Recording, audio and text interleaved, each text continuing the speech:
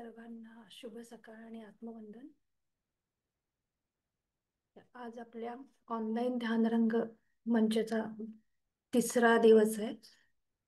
आपण 2 दिवस वेगळ्या प्रकारचं पहिल्या दिवशी तर शरीर शिथिल करून घेतलं आणि त्याच्यानंतर ना ऑटोमॅटिकली शेवटचे एक 10 मिनिटं मौन ध्यान झालं. त्याच्यानंतर दुसऱ्या दिवशी आपण पूर्ण वेळ मौन ध्यान केलं. तर रोज आपण एक वेगळ्या प्रकारचं ध्यान करणार आहे. ध्यानाचे असंख्य प्रकार आहेत. त्यातले विवेकानंदांनी 108 मेन्शन केलेत. अजून बाकीचे खूप सारी पुस्तकं आहेत, त्याच्यात वेगळ्या वेगळ्या पद्धती आहेत. प्रत्येक जण युनिक आहे, बरोबर. आपण सगळेजण युनिक आहे. प्रत्येकाला सेमच प्रकार आवडेल असं नाही आहे. कदाचित मला मौन ध्यान आवडेल तर अजून शैलजा मॅडमना म्युझिकवाला आवडेल, किंवा सविता मॅडमना अजून इन्स्ट्रक्शन्स असलेलं गायडेड ध्यान आवडेल. असं प्रत्येकाला वेगळं वेगळं आवडू शकतं, बरोबर. कारण प्रत्येक जण युनिक आहे ते. तर आपण आपल्याला जे रेझोनेट होतं, म्हणजे आता सुरुवातीला खूप जण नवीन आहेत, खूप जण खूप वर्षांपासून ध्यान करतात, खूप महिन्यांपासून करतात. तर प्रत्येकाची सोल जर्नी जी आहे वेगळी वेगळी आहे आणि प्रत्येकाची लेवल वेगळी वेगळी आहे. कोणीच सेम नाही आहे, सेम स्टेजला नाही आहे. कोणाचंच एक्झॅक्टली सेम आवड निवड आहे असं नाही आहे, बरोबर. तर त्याप्रमाणे आपण जे काही रोज ध्यान करणार आहे वेगळ्या वेगळ्या प्रकारचं, ज्याला जे रेझोनेट होत आहे तो सुरुवातीला त्या पद्धतीचं, म्हणजे आपण दिवसभरातल्या इतर वेळी जे ध्यान करू तेव्हा ते वापरू शकतो. म्हणून वेगळ्या वेगळ्या पद्धती घेण्यामागचा उद्देश तो आहे. तर प्रत्येकाला सेमच आवडायला पाहिजे असं काहीच नाहीये. ज्याला जे आवडेल त्यानं ते करायचंय. तर आपल्याला जे आवडेल त्याप्रमाणे आपण करायचंय. म्हणून हे वेगळे वेगळे प्रकार, आता बऱ्याच जणांना माहिती आहेत, बऱ्याच जणांना नवीन आहेत, तर ध्यानाचे प्रकार नाही माहिती. म्हणून ही एक ध्यानाची ओळख किंवा ध्यानाच्या पद्धतींची ओळख म्हणू शकतो आपण. ऍक्च्युअल ध्यान हे पद्धत नाहीच आहे, ते आपोआप होतं. म्हणजे काहीच नाही करणं म्हणजे ध्यान आहे. आपोआप घटणं, ध्यान घटणं जे आहे ते आपोआप होतं. त्याला काहीच करायला लागत नाही. म्हणजे आत्ता जसं आपण बसतो, हात पाय क्रॉस, म्हणजे पाय क्रॉस करतो, हातांची बोटं गुंफतो एकांमध्ये एकमेकांमध्ये, किंवा वेगळ्या वेगळ्या मुद्रा करतो आणि मग श्वासावर लक्ष केंद्रित करतो. तर ही पद्धत किंवा एक आपल्या देहबुद्धीला किंवा शरीराला सवय लावण्यासाठीची पद्धत आहे, हे ध्यान नाही आहे. तर ऍक्च्युअल ध्यान कुठलं आहे, की काहीच नाही करणं. म्हणजे मग ते तुम्ही सकाळी उठून बसा लवकर, किंवा दिवसभर काहीतरी काम करा, काही म्हणजे दिवसभरात काही कुठल्याही वेळी काही करत असताना एकदमच आपल्याला ध्यान घटणं, तर ते ते ध्यान वेगळं. म्हणजे ते ध्यान घटणं जी स्टेज आहे ही सरावानं होते. मग तो सराव करण्यासाठी काहीतरी पद्धत पाहिजे, काहीतरी मार्ग पाहिजे, की जो खूप साऱ्या संतांनी किंवा एनलायटन पर्सन्स जे आहेत त्यांनी अवलंबला, आणि तो मार्ग अवलंबल्यामुळं ते लवकर ध्यान घटण्याच्या प्रोसेसमध्ये गेलेत. तो मार्ग किंवा ती पद्धत ॲज अ ध्यान पद्धत म्हणून प्रचलित झाली आहे. तर अशा खूप साऱ्या ध्यानाच्या पद्धती आहेत. तर मला आवडेल तुम्हाला विचारायला, की कोणाला कोणाला मौन ध्यान आवडलं, कोणाकोणाला नाही आवडलं. कारण मी पहिल्यांदाच सांगितलं की आपल्याला प्रत्येक जण आपण युनिक आहे, सेमच सगळ्यांना आवडेल असं अजिबात नाही आहे. त्यामुळं तसंच व्हायला पाहिजे असं अजिबात नाही आहे, बरोबर. आवडायलाच पाहिजे ते. तर कोणाला नाही आवडलं किंवा नाही लागलं ध्यान, किंवा ध्यान केल्यासारखं वाटलंच नाही असंही होऊ शकतं, बरोबर. तर तुम्ही सांगू शकता चॅट बॉक्समध्ये की कोणाला नाही आवडलं किंवा नाही लागलं ध्यान, मौन ध्यान. किंवा काय काय जणांना मौन ध्यानच चांगलं वाटलं, की म्युझिक किंवा इन्स्ट्रक्शन नको, की तेच छान वाटलं, की ते ध्यान घटल्यासारखं वाटलं. ऍक्च्युली आपल्याला सगळ्यांना, येस, सुजाता मॅडम म्हटल्या की मौन ध्यान आवडलं. अजून कोण, वीणा साखरे मॅडम पण म्हटलं की त्यांना आवडलं, बरोबर. तर प्रत्येकाची स्टेज लेवल वेगळी आहे. शैलजा मॅडम म्हणतात मला तेच आवडतं, तर ठीक आहे. म्हणजे प्रत्येकाची हे वेगळी आहे, बरोबर. सुचेता मॅडम म्हणतात, सुचेता सहस्त्रबुद्धे. तर नवीन जे आहेत त्यांना काही काही जणांना लागलं नसेल ध्यान, कारण अजून आपल्या देहबुद्धीला सवय नाही आहे त्याची, बरोबर. तर ती सवय लावण्यासाठी आपल्याला कसं असतं, की जर थिएटरमध्ये गेलो आणि आपल्याला माहिती असतं ना दुसऱ्यांकडनं ऐकून, की तिथे ना मोठा आवाज येतो, चित्र दिसतात मोठी मोठी, आणि आपण गेल्यावर तिथे चित्रच दिसली नाहीत, आवाजच आला नाही, तर आपल्याला वाटतं की अरे काहीतरी चुकलंय. असं नाहीये. मी ऐकलेलं जे ध्यान होतं किंवा मी बाकीच्यांकडनं ऐकलंय ते, इथं तर त्यांनी सांगितलं मोठा आवाज येतोय, मोठे चित्र दिसतात वगैरे, पण इथं तर तसं काहीच नाही. तर अशा पद्धतीचा आपला एक्सपिरियन्स होऊ शकतो तो. कारण आपण इतर वेळी कधीच केलेलं नाहीये किंवा आपल्याला सराव नाहीये त्याचा. मग आपली देहबुद्धीला सवय नसते ना एका ठिकाणी बसायची. तर तेव्हा नवीन असताना आपल्याला ते डायरेक्ट मौन ध्यान होणं कधी कधी नाही आवडत किंवा होतच नाही ध्यान. किंवा असंही होऊ शकतं की मागच्या जन्मांमध्ये साधना झाली असेल, तर बाकीचं सुरुवातीलाच या जन्मात भलेही आपलं ध्यान करायला सुरुवात 40व्या 60व्या वर्षी जरी झाली असेल, तरीही आपल्याला लगेच ते मौन ध्यान आवडतं किंवा लागतं. ध्यान घटनं जे म्हणतो ना ते होतं. तर हे कशामुळे होतं? कारण आपल्या देहबुद्धीला सवय होती त्याची, किंवा आपलं जे सबकॉन्शियस माइंड किंवा आपला जो सोल आहे ना त्याला त्याची सवय होती किंवा ओळख होती. म्हणून मग लगेच आपल्याला ते आवडतं. पण काही काही जणांना लगेच नाही आवडत, बरोबर? तर खूप जणांना आवडलं मौन ध्यान. बरेच जण असे असतील की नाही आवडलं, तर त्यांच्यासाठी मी हे खास करून सांगत होते. तर आपण ना रोज वेगळे वेगळे प्रकार करणार आहे. तर प्रत्येक वेळी काहीतरी वेगळं असणार आहे त्याच्यात. त्यामुळे काय करायचं, आपल्याला जागरूक राहायचं आहे. पहिली गोष्ट म्हणजे नवीन असणारे साधक असतील किंवा जुने असतील, आपल्याला एक कायम लक्षात ठेवायचं आहे. तुम्ही कुठेही कुठल्याही पद्धतीचं ध्यान करा, इथं करा किंवा बाहेर कुठेही करा किंवा अजून कोणी तुम्हाला शिकवलं तर, एक गोष्ट लक्षात ठेवा की जागरूक राहायचा प्रयत्न करायचा आहे. जागरूक म्हणजे अवेअरनेस मध्ये, इंग्लिशमध्ये आपण अवेअरनेस म्हणू, आणि सोलच्या भाषेत म्हणायचं तर कॉन्शियसनेस मध्ये, चेतनेमध्ये राहायचंय. तर म्हणजे काय की आता आपण सकाळी लवकर उठतोय, बरोबर? काय कायदा वेळाने झोपलं होतंय आपलं, मग ते आपलं वेळानं झोपल्यामुळं झोप कधी कधी पूर्ण होतेच असं नाही, बरोबर? मग जेव्हा आपण शांत स्थितीत जातो किंवा शरीर शिथिल करून घेतो, तेव्हा ना झोप यायचे चान्सेस खूप जास्ती असतात. कारण आपण रिलॅक्स करतो ना आपल्या माइंडला आणि ब्रेनला. आपण शिथिल करून घेतो, रिलॅक्स करून घेतो, त्यामुळे तो ऑटोमॅटिकली झोपेच्या अवस्थेत जातो, जर झोप पूर्ण झाली नसेल तर, किंवा शरीराला झोपेची गरज असेल तर. दोन्ही म्हणजे अवस्थांमध्ये हे होऊ शकतं. आणि कधी कधी असं होतं की ध्यान पण घटायला लागतं आणि झोप पण येते. कधी कधी काय झालं हेच कळत नाही. कधी कधी असं होतं की अरे मी जागी तर होते, पण मला ना कानावर शब्द पण पडत होते, पण काय पडत होते हे नाही कळत होतं. हे ट्रान्स स्टेट म्हणू आपण. तर असंही होतं. तर ह्या सगळ्या स्टेजेस आणि फेजेस आहेत, आणि प्रत्येकाला ते अनुभव वेगळ्या वेगळ्या वेळी वेगळ्या वेगळ्या प्रकारे येऊ शकतात. तर हे पण आपल्याला कळलं पाहिजे. तर हे असे वेगळे वेगळे ध्यानाचे प्रकार आपण बघायचे तिथं. तर कोणाला जे रेझोनेट होते, किंवा तुम्हाला कधी कधी वेगळ्या प्रकारचं ध्यान घेतल्यावर एखाद्या प्रकारामध्ये खूप डीप ध्यान लागेल किंवा डीप मध्ये गेल्यासारखं फिलिंग येईल. काय काय वेळा ध्यानच नाही लागलं असंही होईल. तर ह्या फेजेस आहेत. आणि काय काय वेळा सेम जरी ध्यान आपण रोज घेत असू, तरी आपल्याला जे आता आपल्या प्लॅटफॉर्मवरती रेग्युलर ध्यान करतात त्यांना अनुभव असेल की आपण रोज एका प्रकारचं जरी ध्यान करत असू, तरी ध्यान घटण्याची जी प्रोसेस आहे रोज सेम नसते. रोज सेम पद्धत वापरून सुद्धा एखाद्या दिवशी जास्ती घटतं ध्यान, एखाद्या दिवशी 50%च घटतं, एखाद्या दिवशी 10%च घटतं, एखाद्या दिवशी घटतच नाही ध्यान, एखाद्या दिवशी 100% घटतं ध्यान. आणि हे कसं कळतं? तर ध्यान पूर्ण झाल्यानंतर ना आपल्याला खूप जास्ती फ्रेश वाटणं किंवा एनर्जेटिक वाटणं, हे एक त्याची काय म्हणतो ओळख म्हणू शकू किंवा एक टेस्टिंग म्हणू शकू, ते आहे. काही काहीदा असं होतं की खूप झोप येते, खूप म्हणजे खूप, म्हणजे शरीर जड वाटतंय किंवा डोळेच उघडावे नाही तसं वाटतंय, शांत. किंवा बऱ्याच जणांनी पहिल्या दिवशी पण सांगितलं की मौनातच राहावं वाटलं, बोलायचीच इच्छा होत नव्हती. तर ह्या ज्या काही गोष्टी आहेत त्या म्हणजे ध्यान घटण्याच्या प्रोसेस आहेत. म्हणजे आपलं ध्यान घटायला लागलं ना की आपोआप व्हायला लागतं की शांत बसावं वाटतंय किंवा डोळेच उघडू नये वाटतंय, की या स्थितीमधनं बाहेरच येऊ नये वाटतंय. म्हणजे तो सोलची जी भूक आहे ती जेव्हा पूर्ण व्हायला लागते ना, तेव्हा ती गोष्ट त्याला आवडायला लागते. तर ही प्रोसेस आपल्याला समजून घ्यायची आहे. आणि ही प्रोसेस समजून घेत घेत ना शेवटी ध्यान घटनं, म्हणजे जसं दुसऱ्या दिवशी पूर्ण मौन ध्यान घेतलं किंवा काही म्युझिक नाही, इन्स्ट्रक्शन, तरी त्या दिवशी सुरुवातीला थोड्या इन्स्ट्रक्शन दिल्या आणि मग सांगितलं की आता इथून पुढे काही इन्स्ट्रक्शन नसणार आहे. आपल्याला मौन ध्यान म्हणजे श्वासासोबत राहायचंय, जागरूक राहायचंय आपल्याला. तर मौन ध्यान जे आहे त्याच्यात काहीच म्हणजे काहीच नाही. एकदा तुम्ही बसलात किंवा ध्यान म्हणजे तुम्हाला सांगावंही लागत नाही माइंडला किंवा ब्रेनला की आपण ध्यानाला बसलो. ते त्या ध्यानाच्या अवस्थेतच जातं, त्याला ध्यान घटना म्हणतात. तर आपल्याला सगळ्यांना त्या लेवलला जायचं आहे. आता बघा, जेव्हा साधू संत म्हणा किंवा देवांच्या मूर्ती बघतो, फोटो बघतो, ते सगळे ध्यान अवस्थेत मॅक्झिमम जे काही संत आहेत किंवा साधू आहेत किंवा देवांच्या मूर्ती आहेत आपण, आणि शंकराचे तर आपण मॅक्झिमम टाइम ध्यानाच्या स्थितीमधलीच बघतो, बरोबर.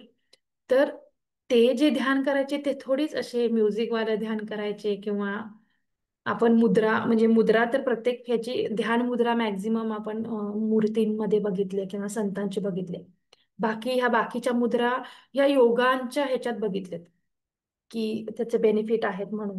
पण जे आपण म्हणू की एनलायटन झालेले साधू संत किंवा व्यक्ती आहेत, देव आहेत, त्यांनी जे ध्यान फॉलो केलं ते मौनवालंच ध्यान होतं, किंवा असं कुठेच तुम्हाला मेन्शन नाही दिसणार की त्यांना अशा अमुक अमुक एका प्रकारचं ध्यान आवडत होतं किंवा असंच करायचे, असं नाहीये.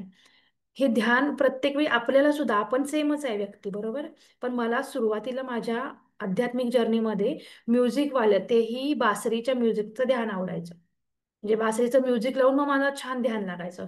मग काही दिवसांनी असं वाटायला लागलं की मला ते शास्त्रीय संगीतात वापरणारे जे इन्स्ट्रुमेंट्स आहेत आपले, तबला असेल, हार्मोनियम असेल, सतार असेल, व्हायोलिन असेल, असे वेगळ्या वेगळ्या इन्स्ट्रुमेंटचे आवाज, त्याचं संगीत ते आवडायला लागलं. त्याच्यानंतर ना कधी कधी असं गायडेड मेडिटेशन असतं ना, जसं योग निद्रेमध्ये इन्स्ट्रक्शन देतात सगळं, तशा टाईपचं आवडायला लागलं. तर स्वतःच्याच आपल्या फेजेस चेंज होत असतात, आवडी म्हणा किंवा आपल्या सोलला जे रेझोनेट होणं म्हणतो ते चेंज होत असतं. त्यामुळे ते सेमच राहील असं नाहीये. तर आपण ना एक्सेप्टन्सच्या मोडमध्ये, आणि हे वेगळे वेगळे प्रकार त्यासाठीच आहेत की आपल्याला ध्यानामध्ये रमून आपण ध्यान कन्सिस्टन्सी करू, कंटिन्यू ठेवू ते ध्यान. त्यासाठी हे प्रकार निघालेत. म्हणजे ऐन ते प्रकारे आपण त्या ध्यानाच्या मार्गाला लागू, आपल्याकडनं अखंड ध्यान घडो, यासाठी हे प्रकार निघालेत. म्हणजे हे एक माध्यम म्हणू आपण.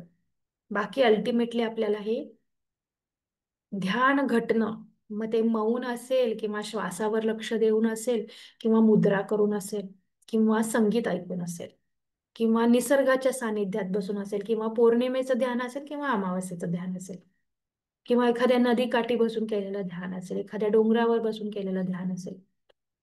मग हे सगळ्या पद्धती आहेत. तर आपल्याला फोकस आपला कशावर करायचा आहे? ध्यान घटण्यावर. मग ते प्रत्येकाला आपल्या आपल्या सोलला काय आवडतं हे आपल्यालाच कळणार आहे. मग त्यासाठी आधी आपल्याला करून तर बघितले पाहिजेत प्रकार, बरोबर. मग आपल्याला कळेल ना की नेमकं आपल्या सोलला काय आवडतंय किंवा त्याला कुठल्या ध्यानाच्या प्रकारात तो रमतोय.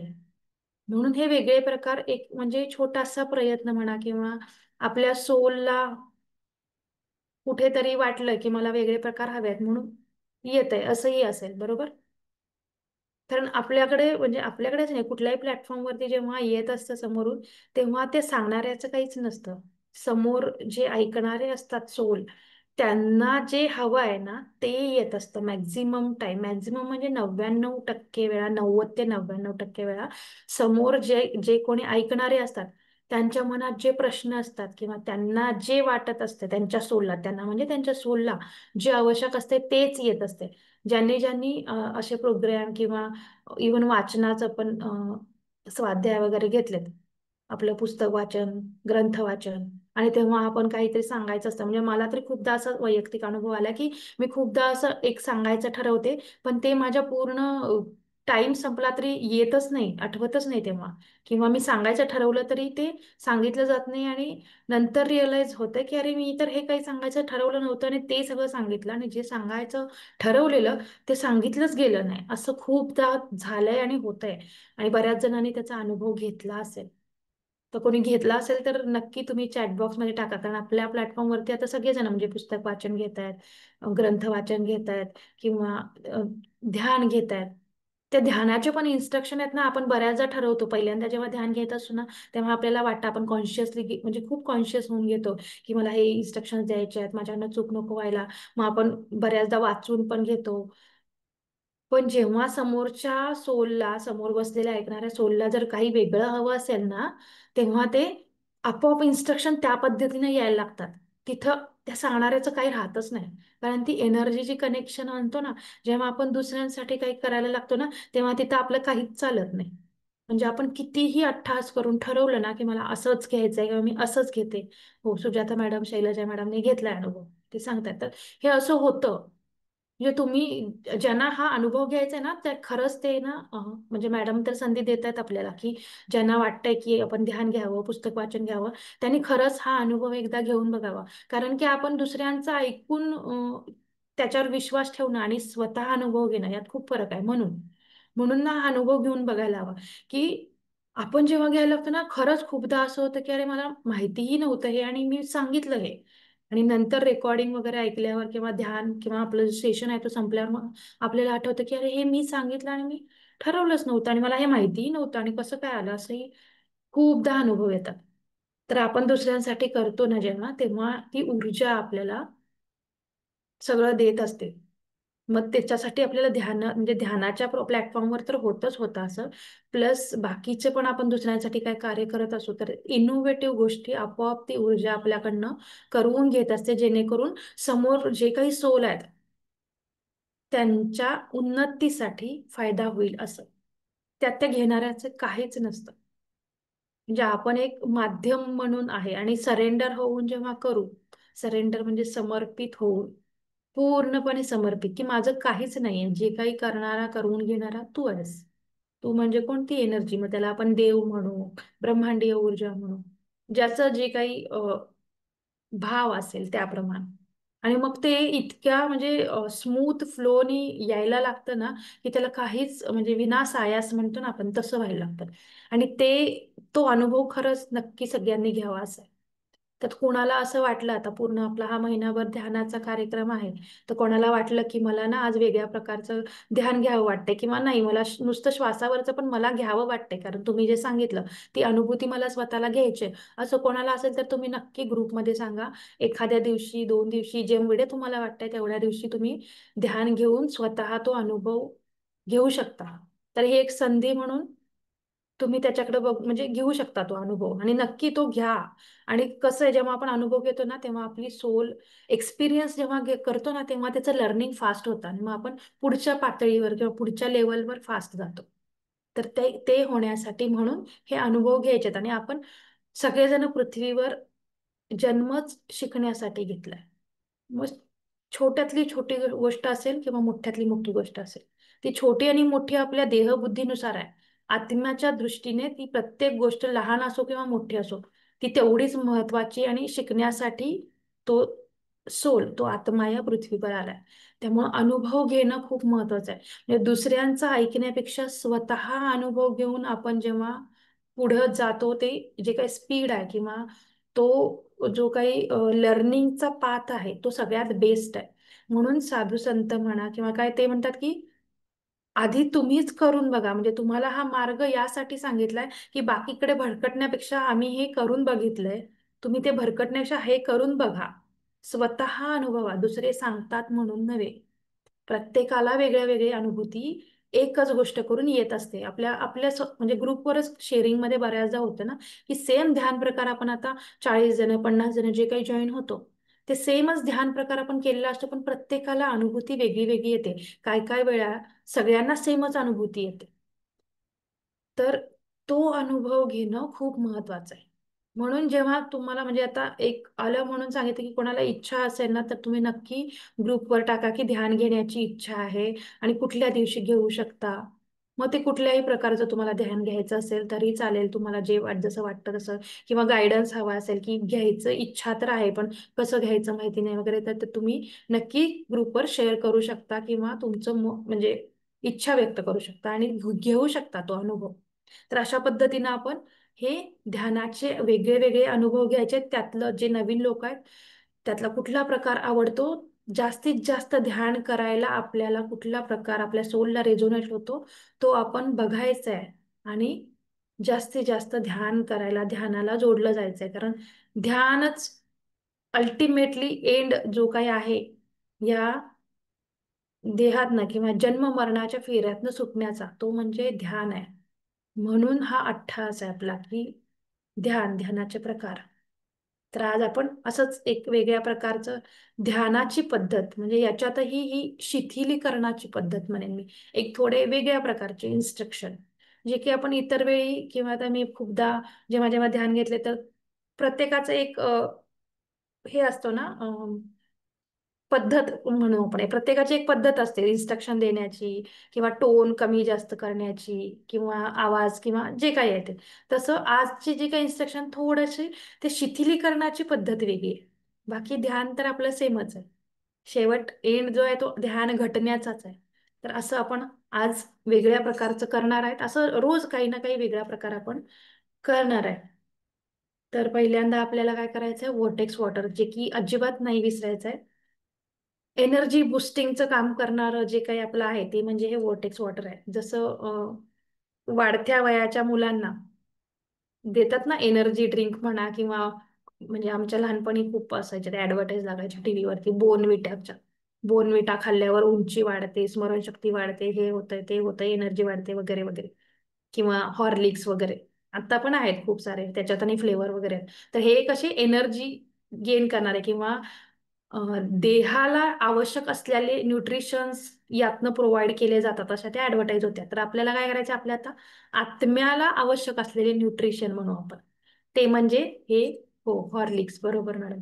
तर हॉर्लिक्स पण, तर त्याच्यात पण आता फ्लेवर आले. तर हे एनर्जी ड्रिंक, किंवा यानं कसं आपला मेंदू शार्प होतो, किंवा शरीराची वाढ कशी होते, असं त्या ऍडव्हर्टाईज मध्ये सांगितलं जायचं. हे झालं देहाचं, बरोबर. आता आपण आत्म्याच्या लेवलला बघतोय ना, अध्यात्म म्हणजे आत्म्याची लेवल. तर आत्म्याच्या लेवलला पण त्या एनर्जीची आवश्यकता, इनफॅक्ट आत्म्याच्या लेवललाच एनर्जीची आवश्यकता जास्ती आहे. आणि जेव्हा आपल्याला आत्म्याच्या लेवलला एनर्जी देता येते, तेव्हा देहबुद्धीसाठी वेगळं काहीच करायला लागत नाही.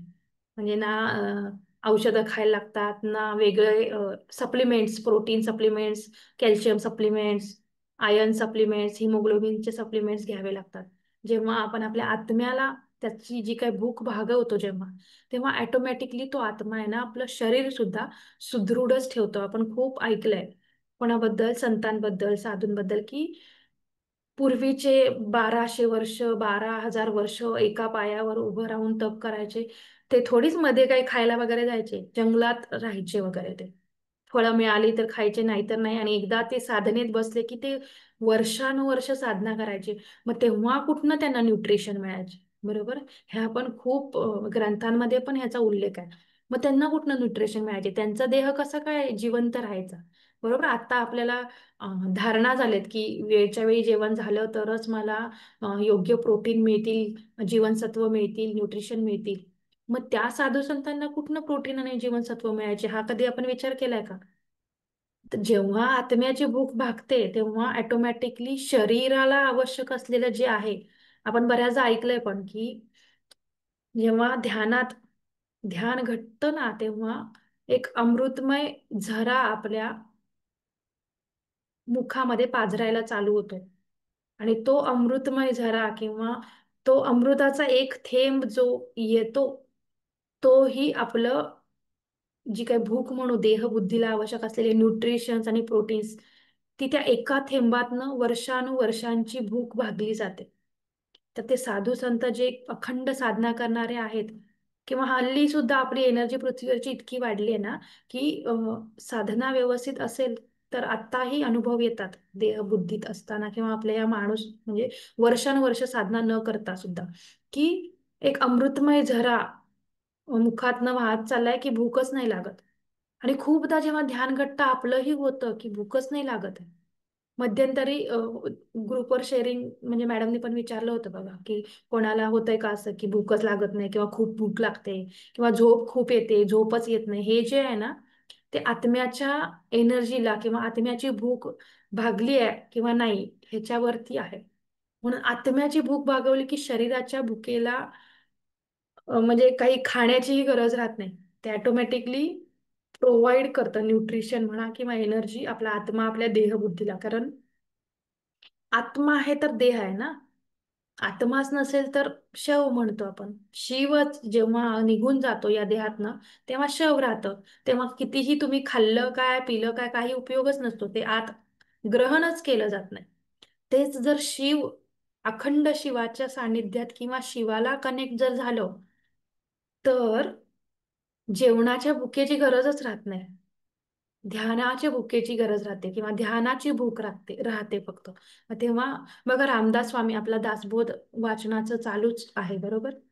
रामदास स्वामींची शरीरयष्टी सगळ्यांना माहिती आहे. आणि ते काय खायचे, भिक्षा मागून खायचे, तेही एकच वेळची. असं नाही की सकाळी एकदा, दुपारी एकदा, संध्याकाळी एकदा, जसं आपण 3 वेळा जेवतो. नाश्ता वेगळा असतो आपला अजून, संध्याकाळचं स्नॅक्स वेगळं असतं आणि चहाच्या वेळचं वगैरे. 3 वेळा नाही, ते एकदाच भिक्षा मागून खायचे, तीही त्यांचे नियम होते की शरीराचे चोचले, जिभेचे चोचले नाही पुरवायचेत आपल्याला. फक्त एक कार्याकारण चालू राहण्यासाठी, म्हणजे ह्या देहबुद्धीत आलोय म्हणून ती एक वेळची भिक्षा ते मागून खायचे, तीही धुवून खायची, का तर त्या चवीची चटक त्या जिभेला नाही लागली पाहिजे म्हणून. हे खूपदा आपण ऐकलेत या कथा.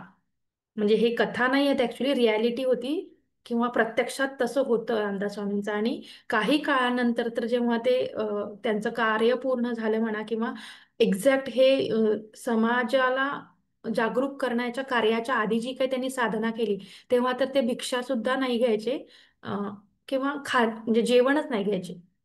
पूर्ण अखंड ध्यानात होते ते. तेव्हा आणि त्यांची शरीरयष्टी कशी होती आपल्याला माहिती आहे. आता सज्जनगडवर शैलजा मॅडमनी पण उल्लेख केला. मोठे मोठे जे काही आहेत, म्हणजे रामदास स्वामींचे शिष्य कल्याण स्वामी, ते मोठे हंडे खालनं वरपर्यंत घेऊन जायचे, भरलेले, रिकामे नाही. ते हंडे बघून आपण रिकामे सुद्धा घेऊन जाऊ शकणार नाही आहे. जेव्हा आपण बघू ते हंडे तिथे प्रत्यक्षात जाऊन, ज्यांनी बघितले त्यांना कल्पना असेल. ते हंडे आपण रिकामे सुद्धा खालून वर घेऊन जाऊ शकत नाही आत्ताच्या घडीला. म्हणजे मी तरुण असले तरीही, किंवा कोणी जिमला जाऊन स्ट्रॉंग असलं तरीही, इतके मोठे ते हंडे आहेत, ते ते भरून घेऊन जायचे. मग हे कसं शक्य होतं? त्या आत्म्याची जेव्हा आपण शरीर यष्टी आत्ता देहाला म्हणतोय, तशी ती आत्म्याची जेव्हा सदृढ असते ना, तेव्हाच हे शक्य आहे, तेव्हाच हे होऊ शकतं. तर पूर्वीच्या काळी पण म्हणजे होतं ना, की म्हणजे चमत्कार दाखवावे लागायचे, मग लोक विश्वास ठेवायचे. तर तोही भाग होता तिथे. तर सांगण्यामागचा हेतू हा आहे की खायचं इथे असं अर्थ नाही घ्यायचा आपल्याला, आपली सद्विवेक बुद्धी जागृत ठेवायची की जेवायचं नाही वगैरे, असं काही नाही. पण सगळ्यात महत्वाचं आत्म्याची भूक भागवायची आपल्याला. तर त्यासाठी आपलं एनर्जी ड्रिंक म्हणजे आहे वोर्टेक्स वॉटर, जे की न विसरता ऍटलिस्ट दिवसातनं एकदा तरी करून प्यायचंच आहे आपल्याला. जे की आपण सुरुवातीलाच सकाळी ब्रह्ममुहूर्तावर करतो, जेव्हा खूप चांगली एनर्जी आपल्या आजूबाजूलाही असते आणि आपणही त्या चांगल्या एनर्जीत असतो. आणि तेव्हा जे काही आपण अफर्मेशन देतो हायर ऊर्जेत असलेले, आपण स्वतःही, आणि शब्दांना तर ताकद आहेच, पॉवर आहेच, बरोबर. तेव्हा आपण हे इन्स्ट्रक्शन अफर्मेशन पाण्याला देतो, आणि तेव्हा वोर्टेक्स वॉटर करून आपण ते पाणी पितो. तर त्यावेळी, म्हणजे यावेळी केलेलं हे वोर्टेक्स वॉटर आणि ते पिलेली ऊर्जा ही नक्कीच अति उत्तम आहे दिवसाच्या म्हणजे बाकीच्या वेळांपेक्षा. त्यामुळे सकाळी करतो ते अल्टिमेटच आहे. पण दिवसभरात ते जेव्हा जेव्हा आपल्याला जमेल, आठवेल, शक्य आहे, तेव्हा तेव्हा हे वॉटेक्स वॉटर करून प्यायचं आहे. आपल्या जो काही स्टोरेज आहे त्याच्यात ते करून वॉटेक्स वॉटर ऍड करायचंय, जेणेकरून आपल्या घरच्या पण सगळ्यांना होईल. कोणी कुरिअरवाला, पार्सलवाला आला तर त्यालाही ते द्यायचंय, जेणेकरून एक छोटासा खारीचा वाटा म्हणतो ना आपण, की हे वॉटेक्स वॉटर जे की चांगले चांगले सोलच्या उन्नतीसाठी आपण ह्याच्यात अफर्मेशन देतोय. आणि आता तरी आपण आम्ही साठी देतोय, मी साठी देत नाही, बरोबर. तर त्याचा उपयोग त्याही सोलला कळत नकळतपणे त्याच्यापर्यंत तो पोहोचेल. म्हणून कोणी जरी आपल्याकडे आलं तर आवर्जून पाणी, आपलं वोर्टेक्स वॉटर केलेलं जे ऍड केलं आपल्या स्टोरेज टँक मध्ये पाण्याच्या, ते पाणी नक्की द्यायचंय त्यांना. हा छोटासा खारीचा वाटा म्हणू आपण, की दुसऱ्यांच्या सेवेसाठी त्या वोर्टेक्स वॉटर मार्फत, तोही छोटासा आहे पण खूप मोठं काम करून जाणार आहे. त्यामुळे हे जितकं जाणीवेत राहू ना आपण, की दुसऱ्यांसाठी काय करता येईल, छोट्यातलं छोटं. मग गरज नाही की आपल्याला ध्यानच जाऊन शिकवायला पाहिजे किंवा घ्यायलाच पाहिजे. या छोट्या छोट्या गोष्टीतनं पण आपण करू शकतो. किंवा आपण जे काही अन्न बनवतो, जेवण बनवतो, तेव्हा अफर्मेशन जसे वोटेक्स वॉटरला देतो तसे त्या जेवणाला द्यायच्या. मग कोणी येईल आपल्या घरी जेवायला तर म्हणजे ते डायरेक्टली इनडायरेक्टली त्या अन्नातनं ते अफर्मेशन्स त्या व्यक्तीपर्यंत जातील आणि त्याच्या सोलच्या उन्नतीसाठी आपला थोडाफार हातभार लागेल.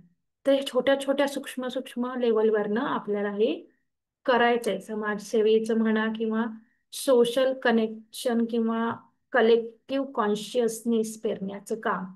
तर चला आपण आता वोर्टेक्स वॉटर करूयात. तुम्ही तुम्हालाही जे जे सुचतात ते अफर्मेशन्स देऊ शकता. हं. तर सुरुवात करूया डाव्या हातात. पाण्याचं भांडं जे काही आहे तुमचं ते घ्या उजव्या हाताने, त्याच्यात वोटेक्स करायचंय चमच्याने. वोटेक्स करायचं म्हणजे गोल फिरवायचंय उजव्या किंवा डाव्या, जे तुम्हाला आतून येईल. इंट्युटिव्हली स्वतःवर विश्वास ठेवायचा. मेंढरांसारखं आपल्याला करायचं नाहीये. एक पुढं पळालं म्हणजे एक चाललंय पुढं तर मागचं आहे ते खाली मान घालून त्याच्यात ते खड्ड्यात पडलं तर ते पण खड्ड्यात पडतं मागचं, असं नाही करायचंय. म्हणून इंट्युटिव्हली म्हणजे आपल्या आतून जसा गायडन्स येईल तसं. तर चला वोटेक्स वॉटर करूया. धन्यवाद हे अमृतमय जला, तुझे खूप खूप धन्यवाद. आम्ही निरोगी निरामय नित्यानंद जीवन जगत आहोत, त्यासाठी तुझे खूप खूप आभार. आम्हा सर्वांना आमचा सोल प्रोग्राम पूर्णपणे कळालेला आहे, कळत आहे, आणि त्याप्रमाणेच आमच्याकडून आमच्या सोल मार्फत कार्य घडत आहे, त्यासाठी खूप खूप धन्यवाद. आम्हा सर्वांकडून सर्वोत्तम कार्य म्हणजे कलेक्टिव्ह कॉन्शियसनेस पेरण्याचं सर्वोत्तम सोल पर्पज घडून येत आहे, करून घेतला जात आहे, त्यासाठी खूप खूप धन्यवाद. आम्ही सर्वजण आमच्या हायर सेल्फला पूर्णपणे अखंडपणे प्रत्येक क्षणी कनेक्टेड आहोत, त्यासाठी खूप खूप धन्यवाद. आमच्या सर्वांची चेतना खूप झपाट्याने वाढत चालली आहे आणि वाढलेली आहे, त्यासाठी खूप खूप धन्यवाद. आमच्या सर्वांची ग्रुप एनर्जी हायेस्ट लेवलला कनेक्ट होऊन कलेक्टिव्ह कॉन्शियसनेससाठी आवश्यक असलेली हायेस्ट लेवलची ऊर्जा आमच्या ग्रुप सोबत अखंडपणे गायडन्स देत आहे, गाईड करत आहे आम्हाला, त्यासाठी धन्यवाद. आम्ही सर्वजण अखंडपणे अवेअरनेस मध्ये आहोत, त्यासाठी धन्यवाद.